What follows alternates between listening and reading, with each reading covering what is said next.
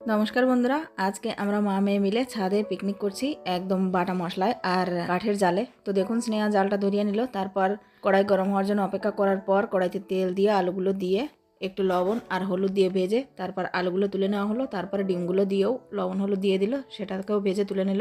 তারপর কড়াইতে আবারও তেল দিয়ে গোটা জিরে, তেজপাতা, শুকনো লঙ্কা ফোড়ন দিয়ে পেঁয়াজ বাটাটা দিয়ে দিল। তারপর আদা এবং রসুন বাটাটা দিয়ে দিল।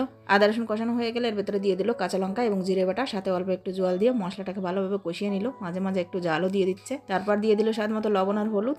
লবণ হলুদ দিয়ে একটু কষানোর পর দিয়ে দিল টমেটো বাটা, সেটাকেও ভালোভাবে কষানোর পর দিয়ে দিল আগে থেকে ভেজে রাখা আলুগুলো মশলার সাথে ভালোভাবে কষানোর পর দিয়ে দেওয়া হলো জল, আর ঝোলটা ফুটে গেলে এর ভেতরে দিয়ে দেওয়া হলো ডিমগুলো।